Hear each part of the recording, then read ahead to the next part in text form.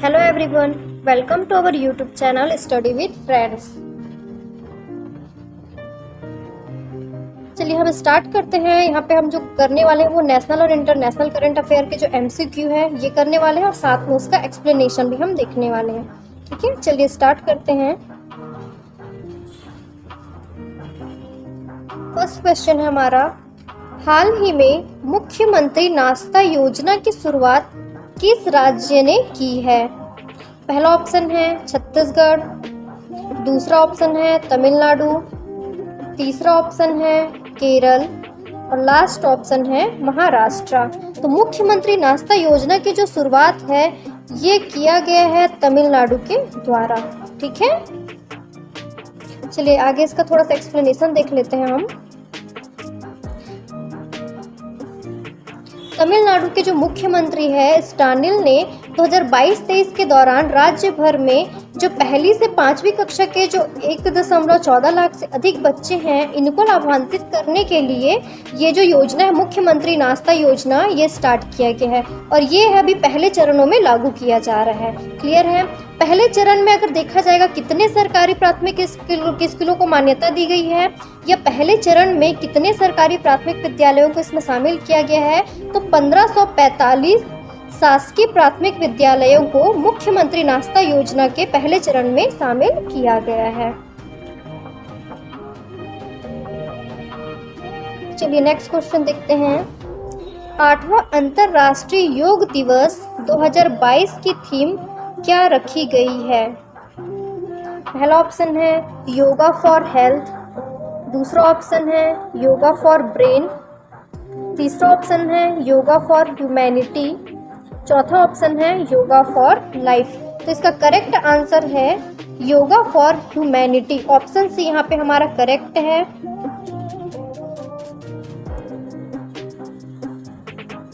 इसके बारे में थोड़ा सा एक्सप्लेनेशन देखते हैं हम। जो इस साल जो योगा जो किया गया उसका जो थीम है वो योगा फॉर ह्यूमैनिटी रखा गया है। अगर इसका मतलब देखा जाएगा तो इसका मतलब होता है मानवता के लिए योगा। क्लियर है? अंतर्राष्ट्रीय योग दिवस जो है कब मनाया जाता है? तो 21 जून को मनाया जाता है। 21 जून को अंतर्राष्ट्रीय योग दिवस मनाया जाता है। ये पहली बार कब मनाया गया? तो प्रधानमंत्री नरेंद्र मोदी जी के द्वारा ये पहली बार 21 जून 2015 को मनाया गया था।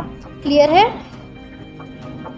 जो नरेंद्र मोदी जी हैं ये 27 सितंबर 2014 को योग दिवस मनाने की पहल रखे हुए थे। ठीक है, और इसके बाद जैसे प्रधानमंत्री नरेंद्र मोदी जी ने इसकी पहल रखी उसके बाद संयुक्त राष्ट्र में जो 177 देश हैं इन लोगों ने उसको मंजूरी दी 11 दिसंबर 2014 को कि अंतर्राष्ट्रीय योग दिवस 21 जून को मनाया जाएगा करके। क्लियर है ये? अगर देखा जाएगा कि ये जो योग दिवस है ये 21 जून को ही क्यों मनाया जाता है, तो देखिए जो हर साल चूंकि 21 जून को अंतर्राष्ट्रीय योग दिवस मनाया जाता है तो अगर देखा जाएगा ज्योग्राफी के पॉइंट ऑफ व्यू से तो 21 जून का जो दिन होता है वो साल का सबसे बड़ा और सबसे लंबा दिन इसको माना जाता है। ठीक है, तो जो सूर्य की रोशनी होती है इस दिन पृथ्वी पर सबसे ज्यादा पड़ती है और इसकी वजह से यह जो साल होता है वो सबसे लंबा दिन कहलाता है। ये जो साल का सबसे लंबा दिन 21 जून कहलाता है। ये ज्योग्राफी के पॉइंट ऑफ व्यू से है। ठीक है, तो इस दिन योग करने से जो व्यक्ति है उसका जो जीवन है वो लंबा होता है, व्यक्ति को लंबा जीवन प्रदान होता है ऐसा माना जाता है और इसी की वजह से ही योग करने के लिए 21 जून को ही सेलेक्ट किया गया है। ठीक है, चलिए नेक्स्ट क्वेश्चन देखते हैं। सिंगापुर ओपन 2022 बैडमिंटन की महिला विजेता कौन रही है? याद रखिएगा यहाँ पे ये एकल के बारे में बात किया गया है। एकल जो महिला बैडमिंटन हुआ है इसके बारे में बात किया गया है। पहला ऑप्शन है साइना नेहवाल, दूसरा ऑप्शन है पीवी सिंधु, तीसरा ऑप्शन है वांग झी यी और लास्ट ऑप्शन है इनमें से कोई नहीं। तो इसका करेक्ट आंसर है ऑप्शन बी पीवी सिंधु। ये जो पीवी सिंधु है वांग झी यी को, चाइना की जो वांग झी यी है इसको हरा करके सिंगापुर ओपन 2022 में महिला की विजेता रही है। ये जो बैडमिंटन महिला जो चला है उसकी विजेता रही है। क्लियर है ये?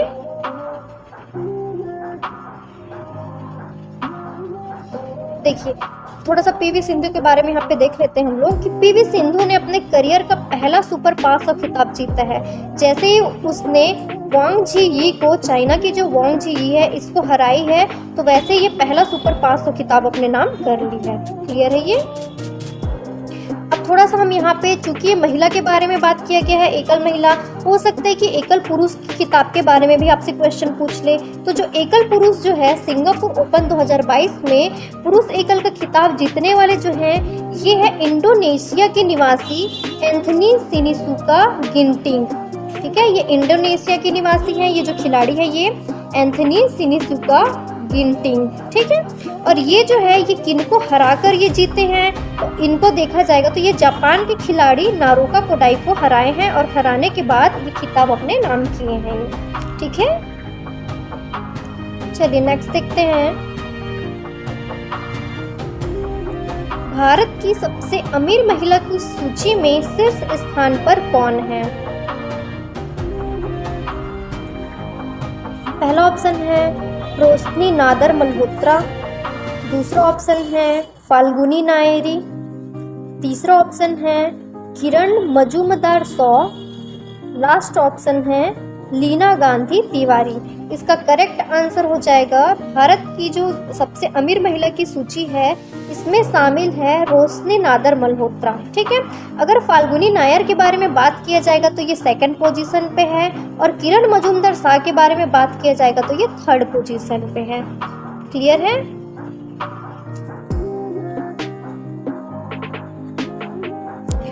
ये जो रोशनी नादर मल्होत्रा जो है ये HCL इंटरप्राइजेस की कार्यकारी निर्देशिका और CEO भी है। ठीक है, ये अगर इनके पिता के बारे में बात किया जाएगा तो ये शिव नाडार इनके पिता हैं। क्लियर है ये।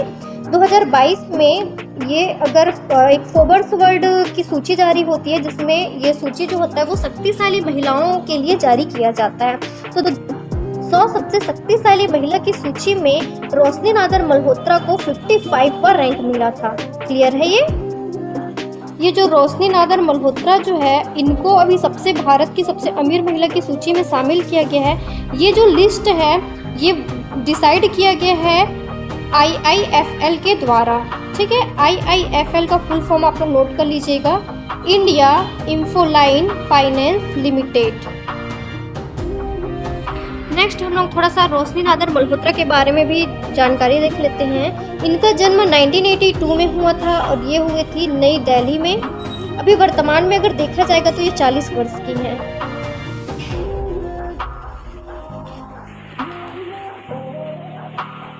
इनकी राष्ट्रीयता भारतीय है।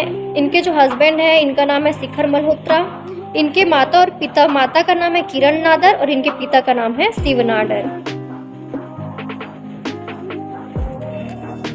ये जो पिक है ये रोशनी नादर मल्होत्रा की पिक है। देखिए यहाँ पे ये जो रैंक है ये टॉप 10 अमीर महिलाओं की जो लिस्ट है, इसमें टॉप 10 महिलाओं का इसमें नाम है, जिसमें सबसे पहले नंबर पे देखिएगा रोशनी नादर मल्होत्रा है। इनका जो वेल्थ नेटवर्थ जो है ये भी यहाँ पे साइड में दिया गया है, अगर आप लोग इसको देखना चाहें। ये कभी वैसे एग्जाम में नहीं पूछेगा, इसमें क्वेश्चन सिर्फ ये आएगा कि ये जो टॉप 10 का रैंक है इसमें टॉप 10 में से किसी का नाम लेके पूछ सकता है, मैच ऑफ द कॉलम में दे सकता है, या तो सबसे फर्स्ट जो है सबसे अमीर महिला की सूची में सबसे शीर्ष स्थान पर कौन है ये क्वेश्चन पूछ सकता है। तो सबसे शीर्ष स्थान पर है रोशनी नादर मल्होत्रा, सेकंड नंबर पर है फाल्गुनी नायर और थर्ड नंबर पर है किरण मजूमदार शाह। टॉप 3 आप लोग याद रखिएगा। अगर आप लोगों को पूरे 10 के नाम याद होते हैं तो आप लोग इसको कर लीजिएगा, ये अच्छी बात है। नेक्स्ट क्वेश्चन देखते हैं। कॉमनवेल्थ गेम्स 2022 का आयोजन कहाँ किया गया?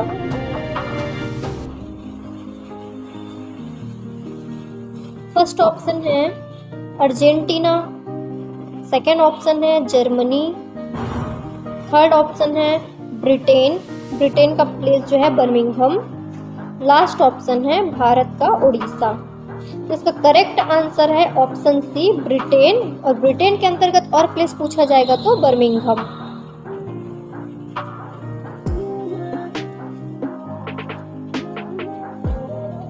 नेक्स्ट क्वेश्चन है बर्मिंघम कॉमनवेल्थ गेम्स 2022 में भारत के ध्वजवाहक के रूप में भारत का नेतृत्व किसने किया?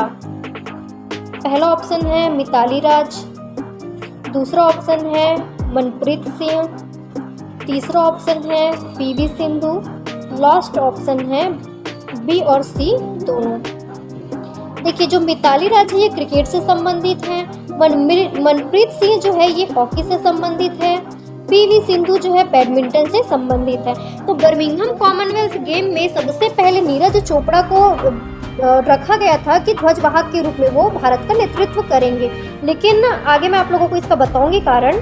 तो इसके कुछ रीजन की वजह से यहाँ पे जो है मनप्रीत सिंह और पीवी सिंधु ये दोनों के दोनों जो है ध्वजवाहक के रूप में भारत का नेतृत्व किए हैं। ठीक है, देखते हैं इसके बारे में, आप लोगों को मैं डील बताती हूँ अभी। भारत के ध्वजवाहक पीवी सिंधु और पुरुष हॉकी टीम के जो कप्तान हैं मनप्रीत सिंह, ये दोनों के दोनों थे। ठीक है, पीवी सिंधु के बारे में अगर देखा जाएगा तो ये 2 बार की ओलंपिक गोल्ड मेडलिस्ट है, मतलब उसमें गोल्ड मेडल जीता हुआ है और लगातार दूसरे कॉमनवेल्थ गेम्स में भारत की ये ध्वजवाहक रही है। ठीक है, इनके बाद अगर दूसरे ध्वजवाहक के बारे में बात किया जाएगा, पीवी सिंधु पहली ध्वजवाहक है, उसके अलावा अगर इसमें और ध्वजवाहक के बारे में बात किया जाएगा तो पुरुष हॉकी टीम के जो कैप्टन है मनप्रीत सिंह, मैंने आपको अभी बताया है, ये जो मनप्रीत सिंह है ये भी ध्वजवाहक के रूप में बने हुए हैं यहाँ पे। तो जो ध्वजवाहक के रूप में बने हुए थे, याद रखिएगा टोक्यो ओलंपिक में इनकी जो टीम थी, हॉकी की जो टीम थी, ये कांस्य पदक जीती थी। ठीक है, तो कांस्य पदक दिलाने में मनप्रीत सिंह उसमें शामिल थे और सिंधु कॉमनवेल्थ गेम्स में भी गोल्ड और सिल्वर मेडल ऑलरेडी जीत चुकी है। टोक्यो ओलंपिक के गोल्ड मेडलिस्ट नीरज चोपड़ा ने कॉमनवेल्थ गेम से हटने का फैसला किया है। ठीक है, तो ये क्यों फैसला किए हैं, सबसे पहले देखते हैं कि जो नीरज चोपड़ा है ये किसके खिलाड़ी हैं, तो भाला फेंक के खिलाड़ी हैं ये। ठीक है, और ये बहुत ज़्यादा अभी चर्चा में इसलिए आए थे क्योंकि टोक्यो ओलंपिक में इन्होंने गोल्ड मेडल जीता हुआ था। ठीक है, तो ये जो है एक और यहाँ पे विश्व चैंपियनशिप चल रहा हुआ था, इस विश्व चैंपियनशिप में वो सिल्वर मेडल जीते हुए हैं और सिल्वर मेडल जीते जैसे ही हैं पर उस टाइम पे क्या हुआ कि उनको एक चोट लगी हुई है। ठीक है, सिल्वर मेडल जीते हैं जब उनका गेम चल रहा हुआ था, उसी दौरान उनको एक ग्रोइनी इंजरी हुई उनके घुटने में, जिसके बाद उन्होंने अपने मेडिकल टीम से इस बारे में चर्चा की और बर्मिंघम गेम से हटने का वो फैसला लिए हैं। ठीक है, तो इनके हटने के पश्चात ही पीवी सिंधु और मनप्रीत सिंह को ध्वजवाहक के रूप में शामिल किया गया।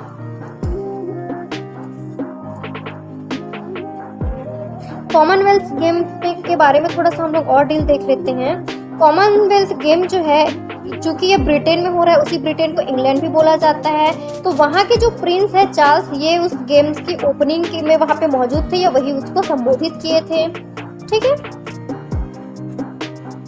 नेक्स्ट पॉइंट है कॉमनवेल्थ गेम्स के बारे में पूछा जाएगा कि इसका जो आयोजन है ये कब से कब तक के लिए किया गया है, तो 28 जुलाई से 8 अगस्त तक ये कॉमनवेल्थ गेम का आयोजन होगा और इसमें अगर देखा जाएगा तो इस खेल में लगभग 72 देश के 5000 से ज़्यादा एथलीट इसमें भाग लेने वाले हैं।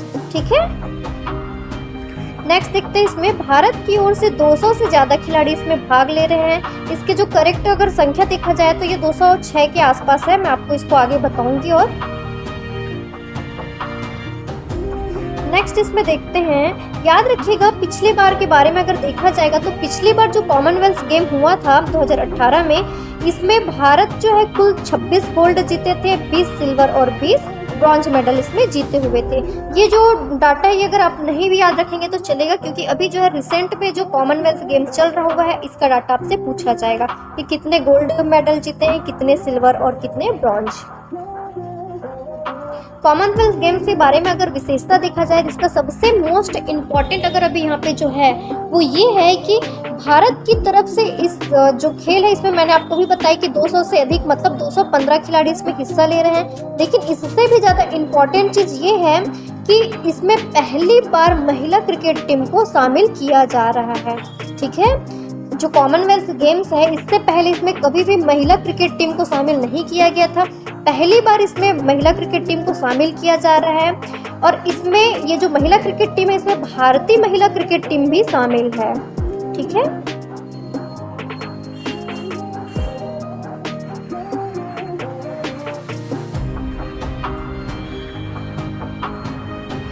क्वेश्चन देखते हैं, हाल ही में किस देश ने 2024 के बाद अंतरराष्ट्रीय अंतरिक्ष केंद्र छोड़ने का फैसला लिया है? पहला ऑप्शन है अमेरिका, दूसरा ऑप्शन है चाइना, तीसरा ऑप्शन है रूस और लास्ट ऑप्शन है यूक्रेन।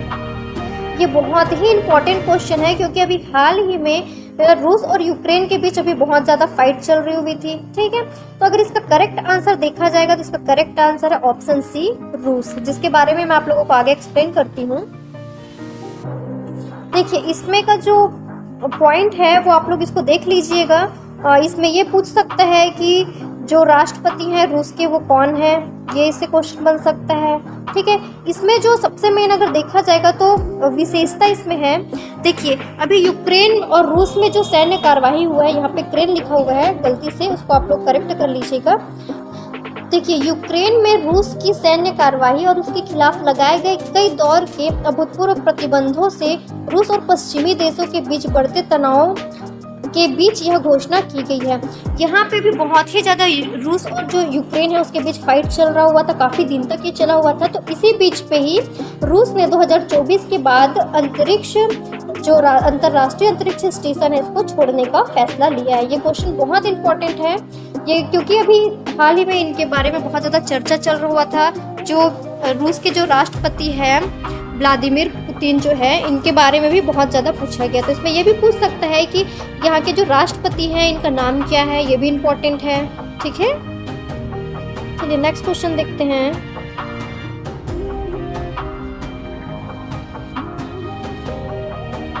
वर्तमान में देश में रामसर स्थलों की कुल संख्या कितनी है? ये भी बहुत ही ज़्यादा इम्पोर्टेंट क्वेश्चन है। पहला ऑप्शन है 38, दूसरा ऑप्शन है 45, तीसरा ऑप्शन है 49, लास्ट ऑप्शन है 54। याद रखिएगा इससे पहले अगर देखा जाएगा तो 49 थे और इसकी संख्या अभी 49 से बढ़कर 54 हो गई है। रामसर स्थलों की जो संख्या है भारत में, रामसर स्थलों की संख्या जिसको आर्द्रभूमि स्थल बोलते हैं, रामसर स्थल में आर्द्रभूमि वाले स्थल ही शामिल होते हैं, ठीक है। तो इसकी पहले जो संख्या थी ये 49 थी, 49 से बढ़कर अभी कितने हो गए हैं, 54 हो गए हैं। क्लियर है ये? देखिए रामसर के बारे में अगर हम थोड़ा सा डील देखें तो ये रामसर स्टार्ट कहाँ से हुआ है? रामसर जो नाम है ये ईरान का एक रामसर शहर है, यहाँ से आया हुआ है, जहाँ पे ये संधि पे हस्ताक्षर किए गए थे। यही एक प्लेस था जहाँ पे रामसर वाला जो संधि हुआ था इस पे हस्ताक्षर किए गए थे और ये इसी शहर की वजह से ही इसका जो नाम है ये रामसर नाम पड़ा। क्लियर है? रामसर जो है ये होता क्या चीज़ है? तो आर्द्र भूमि पर कन्वेंशन को रामसर कन्वेंशन के रूप में भी जाना जाता है। यह यूनेस्को द्वारा 1971 में स्थापित एक अंतर सरकारी पर्यावरण संधि है और ये लागू हुई थी 1975 में। ठीक है, रामसर सम्मेलन या रामसर संधि जो है ये लागू कब हुई थी? तो ये 1975 में लागू हुई थी। याद रखिएगा ये इन्वायरमेंट के पॉइंट ऑफ व्यू से बहुत इंपॉर्टेंट है और करेंट में भी इसका डिजिट पूछ सकता है। ये बहुत ही इंपॉर्टेंट क्वेश्चन है। देखिए देखते हैं कि रामसर संधि है क्या चीज। देखिए रामसर संधि क्या है देख लेते हैं। रामसर संधि मैंने आपको भी थोड़ी देर पहले ही बताया हुआ है। ये रामसर जो स्थल होता है ये आर्द्र भूमि वाले जो स्थल होते हैं उसे रामसर स्थल के रूप में शामिल किया गया है, जिनको अंतरराष्ट्रीय महत्व प्राप्त हुआ है। ठीक है, 1971 में ईरान के रामसर शहर में विश्व की आर्द्र भूमियों के स्थायी उपयोग व संरक्षण के लिए यूनेस्को के नेतृत्व में अंतरराष्ट्रीय संधि पर हस्ताक्षर किए गए थे। ठीक है, यह संधि 1975 से अस्तित्व में आई, जिससे मैं आप लोगों को पहले भी बताई हूँ कि ये जो संधि जो है ये कब लागू हुआ? तो 1975 में लागू हुआ है और इसे रामसर संधि के नाम से जाना जाता है। ठीक है, इसकी सूची में विश्व की प्रमुख वेटलैंड्स को शामिल किया गया है। वेटलैंड्स को ही आर्द्र भूमि प्लेस कहा जाता है। ठीक है,